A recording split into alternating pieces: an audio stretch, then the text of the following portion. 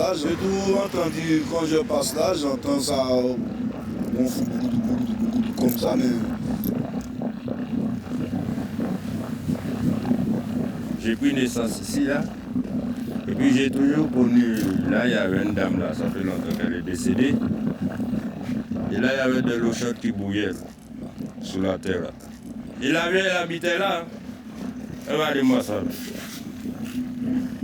Dans la boum boum boum boum boum boum boum là. Ça boue là.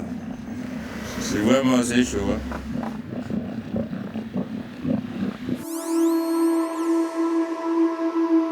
Au centre de l'arc volcanique des Caraïbes, la Guadeloupe. Un volcan encore en activité, la Soufrière. Une ville bénéficie de la chaleur de la terre, bouillante. Elle tient son nom des sources chaudes qui jaillissent naturellement de partout. La seule centrale française électrique fonctionnant à la géothermie y a vu le jour.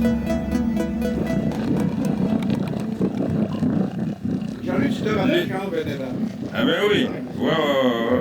Et les anciens, bon, de toute manière, connaissent, mais il y en a beaucoup qui sont déjà morts. Les jeunes d'aujourd'hui, bon, de toute manière, c'est la télé qui compte pour eux, ils connaissent rien du tout, ils ne mangent pas des mangues. Les gens, ils ont toujours habitué à vivre comme ça, dans la chaleur. Ouais. Parce que la vieille qui habitait là, je me rappelle, son igname, elle mettait ça sous le lit, et ça conservait bien, c'était bien cette igname, je me rappelle. Les racines. Ouais, sous le lit, sous son lit où elle dormait, l'igname, elle était là-dessus. Et ça restait bien intact. Ouais. Parce qu'on entrait jouer sous la maison pour aller regarder l'eau. Et ça, ça faisait des petits geysers comme ça. Et la boue qui montait comme ça là, et ça faisait clap, clap, clap, clap comme ça là, ça montait à grand bouillon.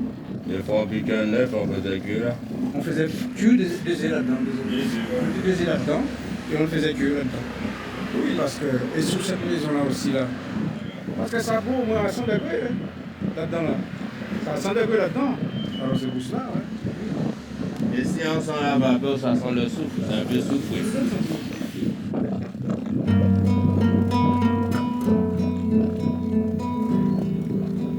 Depuis, les maisons du bord de plage sont fermées, mais la centrale a vu le jour et s'est installée sur la mangrove, qui servait alors de terrain de jeu. La mangrove, on allait chercher des crabes là-dedans, il y avait des crabes. Et il y en avait des écrevisses aussi. On pouvait même faire une élevage de rassou, comme on dit chez moi, des écrevisses. Et puis ils ont comblé ça. Mais il y avait de l'eau chaude partout et on le connaissait bien. On allait jouer tout le temps là-dedans.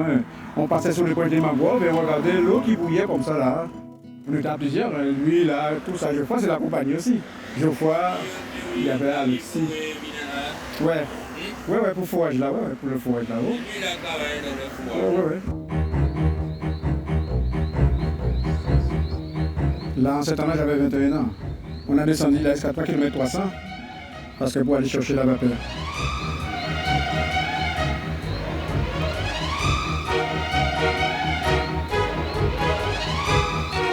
Dans le sous-sol, l'eau bout entre 150 et 300 degrés. Dès 1960, on s'intéresse à cette source gratuite, inépuisable et naturelle. La petite centrale est en cours de devenir grande. Longtemps modèle de recherche et d'expérimentation pour les autres pays de la Caraïbe, elle est en passe de prendre une place non négligeable dans la production électrique de l'île.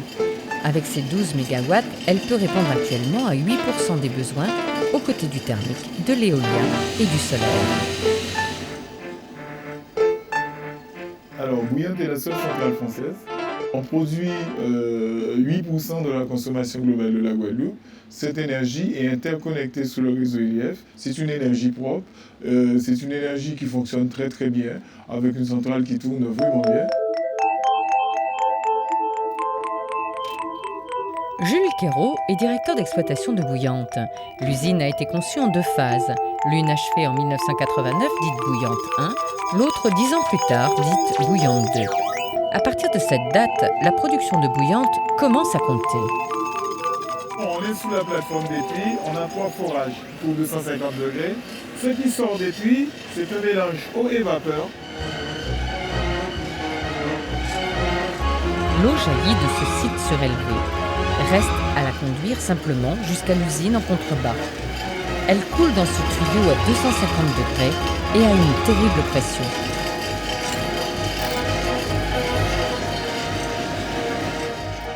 Ici, on a la conduite qui véhicule le fluide eau et vapeur jusqu'au séparateur. C'est le gros bidon qu'on voit là-bas.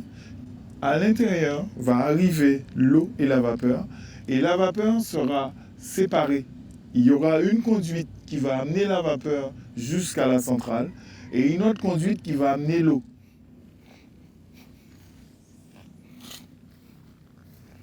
C'est cette vapeur-là qui permet de faire tourner la machine et pour pouvoir produire l'électricité qu'on a, qui est de 12 MW qu'on produit, qui représente les 8% de la consommation globale de la Guadeloupe.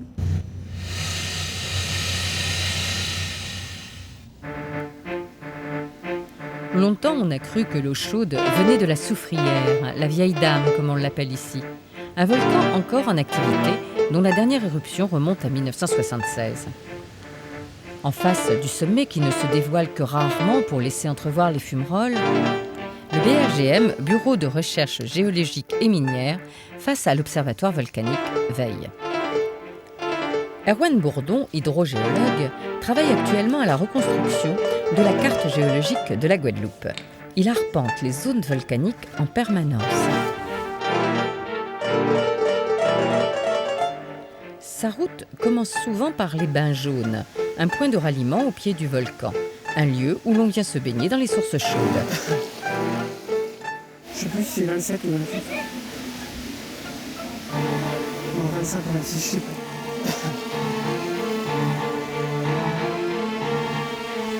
Bonjour. Un chemin a été aménagé qui monte sur 1200 mètres en une demi-heure, car on ne parvient plus là-haut par la route. La soufrière, ça se mérite. Hein. Il y en a qui montent en clic-clac jusqu'en haut. Je ne comprends toujours pas comment ils font. L'orchidée de la soufrière. Ça, c'est le Piton Parade, avec l'éboulement qui a coupé la route. Depuis 2 ans, à cause d'une mini-éruption. Et en ce moment, Erwan marche sur celle qui tourne autour du dôme. Alors, le dôme de la soufrière, comme ça, il est traversé par un certain nombre de fractures qui l'ont qui l'ont ouvert. Il faut savoir qu'il y a 12 mètres d'eau qui tombent sur le sommet de la soufrière par an. Et donc, ce sont ces eaux qui s'infiltrent en profondeur, qui arrivent au contact du magma chaud. Ce magma s'est sans doute mis en place en 1976, au cours de la dernière éruption. Et donc, ce magma, à quelle profondeur, il est à environ 3 km, on pense. Enfin, le magma solidifie environ à 3 km de profondeur. Et par contre, il y a des gaz. Et parmi ces gaz, il y a beaucoup d'eau. Il y a du CO2, mais il y a aussi beaucoup de soufre, beaucoup de chlore. Et c'est en fait ces gaz qui s'échappent et qui vont rencontrer l'eau superficielle et vont se dissoudre dans l'eau. Et de l'eau avec du soufre ou de l'HCl, ça donne de l'acide tout simplement. Le lac, là-haut, au gouffre tarissant, il a un pH proche de 0. Très dangereux. Ouais. C'est pour ça que l'accès en fait, au gouffre est protégé ou même interdit. Là-bas, les fumerolles qui sortent sont à plus de 100 degrés. Nous sommes sur une fumerolle.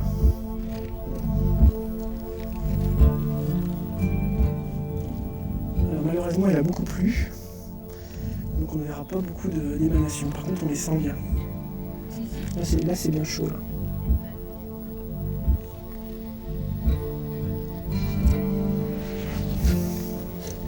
Pour faire un bon réservoir géothermal, il faut une source de chaleur en profondeur.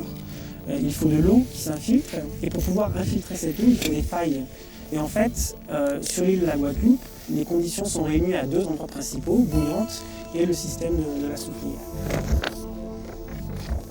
On est sur une carte géologique au 1/50 millième de la Guadeloupe, la partie sud, il manque évidemment toute la partie nord entre Bouillante et des Haies. Donc ici on se trouve au sommet du massif de la soufrière, donc il y a un massif qui a environ 200 000 ans.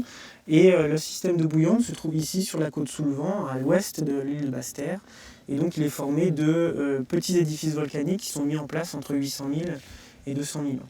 Alors Bouillante, ce qu'il faut voir, c'est que c'est un système qui est déjà ancien. Ce sont des laves qui sont en fait en train de se refroidir depuis 400 000 ans. Donc on n'a plus tous ces gaz qui existent encore au niveau de la soufrière. Tous ces gaz au niveau de Bouillante sont partis. À Bouillante, seules l'eau et la vapeur peuvent jaillir. Rares sont les sites dans le monde qui offrent à la fois une puissance suffisante et une absence de risque éruptif.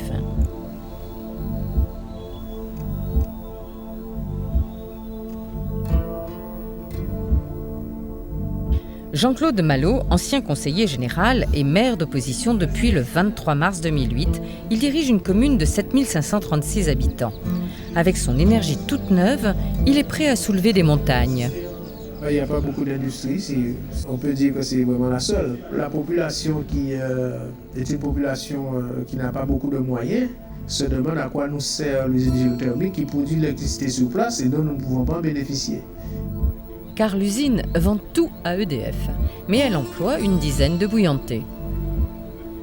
Le bruit perturbe aussi. On s'est rendu compte qu'il y avait beaucoup de bruit quand l'usine fonctionne et donc les riverains ont dû se révolter, mais il faut reconnaître que la société Géothermie Bouillante a toujours essayé de collaborer avec les riverains pour arriver à un consensus. Et aujourd'hui, ça va un peu mieux, mais pendant un certain temps, les gens ont souffert de ce bruit. On n'a pas déterminé de périmètre industriel.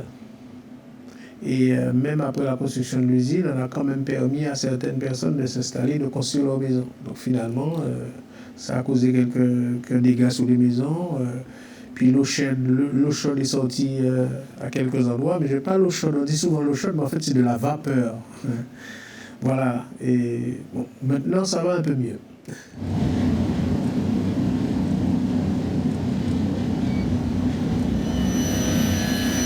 Il n'empêche, vivre en Guadeloupe avec un sol chauffé à 50 ou 60 degrés, c'est un problème.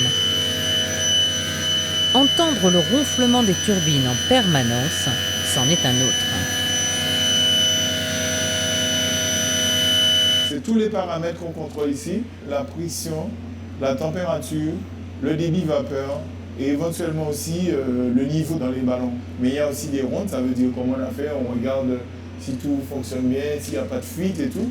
Tout n'est pas robotisé, il faut obligatoirement l'intervention humaine aussi. La précieuse électricité issue des turbines et alternateurs a été produite par la vapeur. Elle part de Bouillante vers Pointe-Noire, Bémao, vers l'autre versant. Outre le bruit, les habitants ont eu un peu peur des accidents. Pourtant, Bouillante n'est pas classée parmi les usines à risque et son développement sera d'une grande utilité. Bouillante est une commune, entre guillemets, pauvre, qui aura des difficultés. J'ai pratiquement un dixième de la population qui est remiste. J'ai 47% de chômeurs. Donc il me faut développer cette commune-là, je n'ai pas le choix. Et donc il faut aller chercher l'argent dans le tiroir, il faut gratter les tiroirs, donc il faut utiliser toutes les potentialités que nous avons. Nous avons beaucoup de compatriotes qui vivent en métropole et qui invitent leurs amis à venir passer des vacances chez eux. Il faut découvrir l'eau chaude. Nous allons vendre la géothermie, ça c'est sûr. Puisque nous sommes, la commune de Bouillante se situe au cœur du parc, au cœur terrestre du parc, au cœur maritime du parc. Et donc entre le parc, l'eau chaude et d'autres potentialités que nous avons, nous allons pouvoir proposer un bon package aux clients. Réveiller le thermalisme, un vieux rêve à Bouillante. L'idée germe chez les prêtres qui se succèdent à la tête de la paroisse. Le révérend père du tertre, le père là-bas, emmène les malades, de vieux habitants, au bain. Un embryon d'organisme thermal voit le jour au début du XVIIIe. Puis ce sont les tuberculeux qui viennent se faire soigner à Bouillante. À l'abolition de l'esclavage, sur le domaine de Malmaison, on retrouve de vieux bains désaffectés, dans lesquels on se baignait pour quelques sous.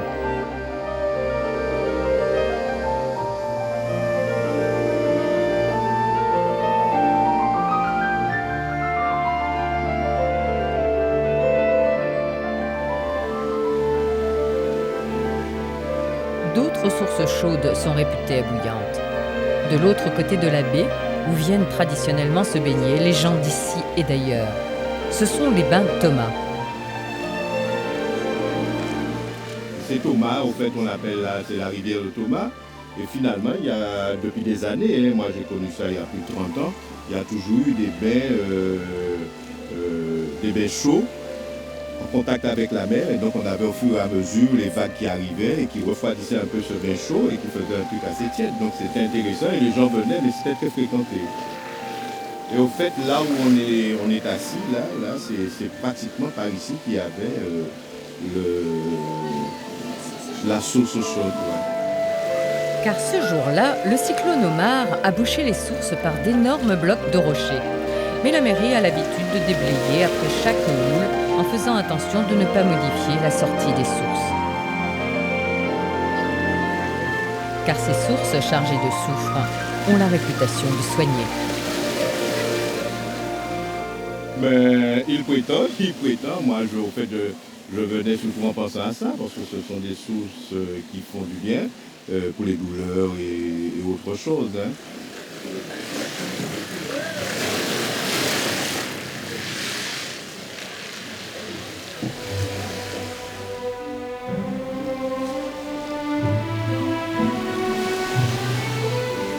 Les eaux volcaniques résurgent de toutes les failles terrestres ou marines. Sur la plage dense d'or, les plis volcaniques apparaissent dans toute leur splendeur. L'eau y poursuit son chemin avant de ressurgir dans les bains du Curé.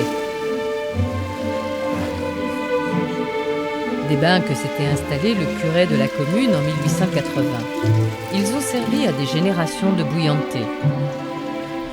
L'on vient encore y faire ses affaires, comme on dit ici.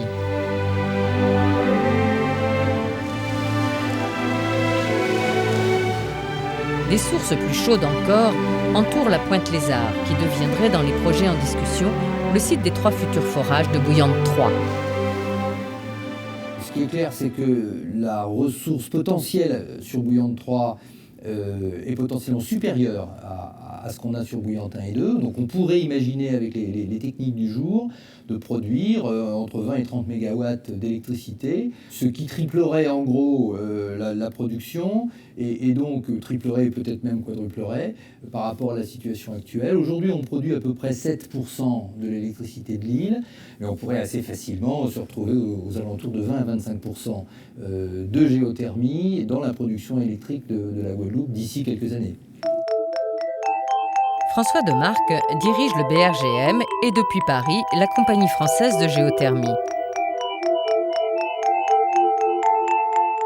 Aujourd'hui, le système français qui s'applique avec ses particularités dans les DOM est quand même intéressant pour la production d'énergie renouvelable, puisqu'on a la garantie par EDF du rachat de l'intégralité de notre production. Donc tous les producteurs d'énergie renouvelable aujourd'hui signent des contrats avec EDF à des tarifs qui sont la plupart du temps fixés par des arrêtés par le gouvernement et qui permettent le développement des énergies renouvelables. C'est plutôt un cadre sécurisant pour pouvoir financer des investissements nouveaux et compter sur des recettes de vente d'électricité qui soient stables. EDF en Guadeloupe, effectivement, a le monopole encore de la distribution d'électricité, mais il y a plusieurs producteurs, et Géothermie Bouillante est un des producteurs qui vend son électricité à EDF. Et EDF, effectivement, revend à tous les clients. Mais enfin, notre présence à Bouillante permet d'avoir localement de l'emploi et on paye aussi un petit peu de taxes professionnelles. Les premiers essais de forage ont fait l'objet d'une enquête publique. Malgré son intérêt, la construction de la future usine n'est pas gagnée d'avance. Les obstacles sont nombreux, géologiques, fonciers, administratifs.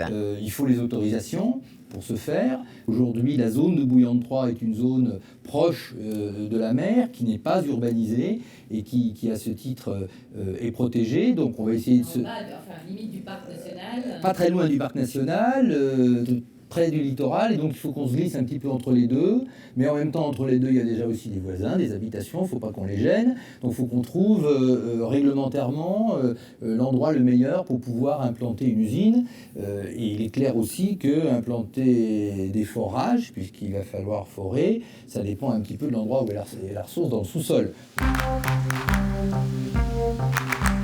Toutes ces questions sont en débat dans le nouveau schéma d'aménagement régional, car la zone est sensible, protégée en limite de la réserve marine de l'îlet Pigeon.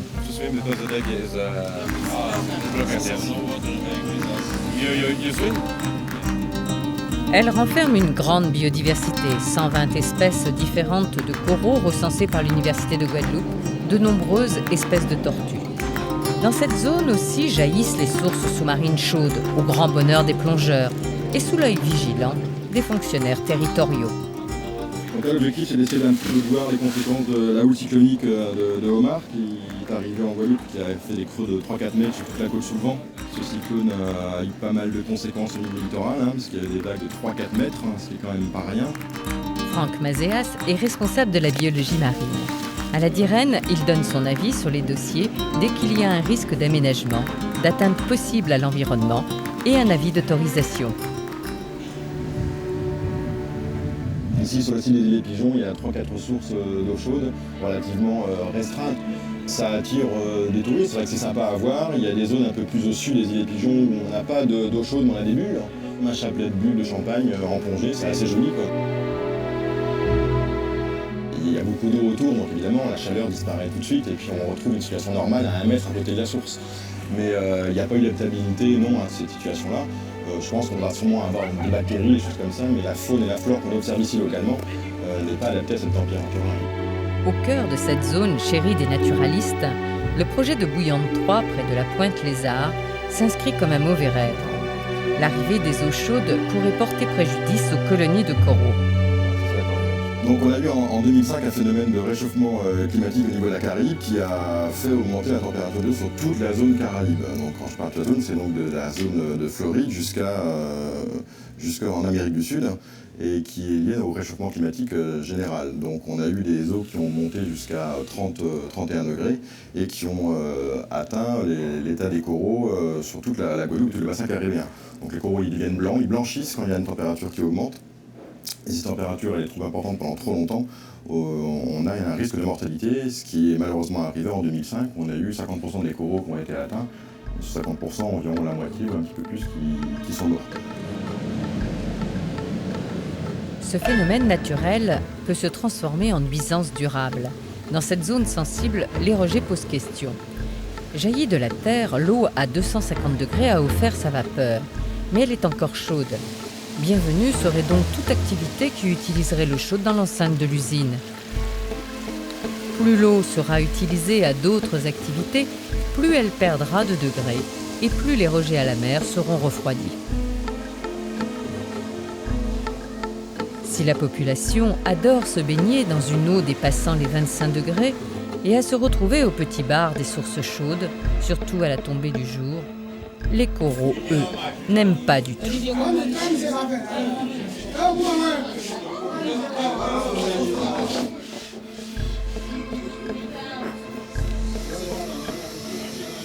Entre d'un côté les zones protégées, les préconisations du parc et de la DIREN, et de l'autre un périmètre très urbanisé, le maire va rencontrer des difficultés.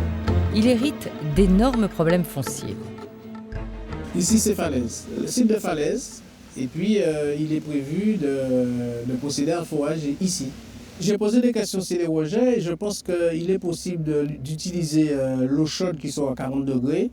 Et il y a possibilité, d'après ce que j'ai compris, de cultiver des algues et d'ouvrir une station thermale. Donc, il faudra surtout, et c'est là peut-être que les bouillantais verront, que l'usine c'est une chose, mais c'est tout ce qui peut se passer autour qui devient intéressant. Alors moi personnellement, je n'ai pas connaissance de ce qui est rejeté, mais pour l'instant, les gens qui s'y sont baignés à la sortie, à l'embouchure de l'eau rejetée par l'usine et la mer, ne se plaignent pas, bien au contraire.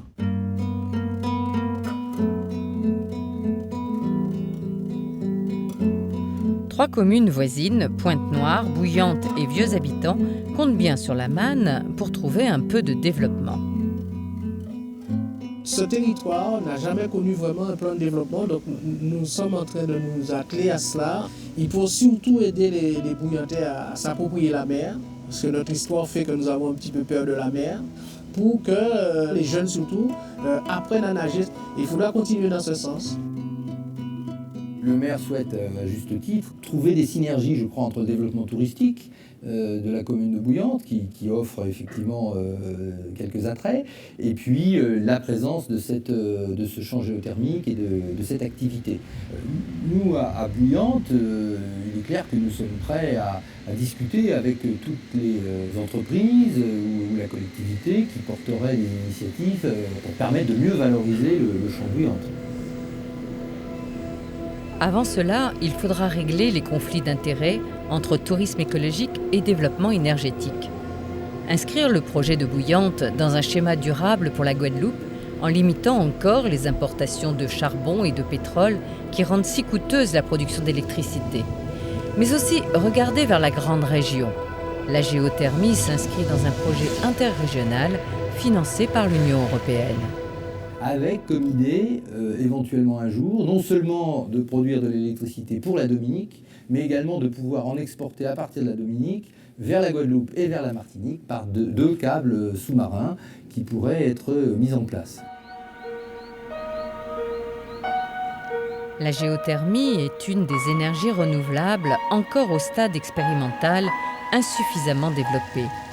Au jour où la croissance électrique des dômes caracole, elle s'annonce comme une réponse future et prometteuse.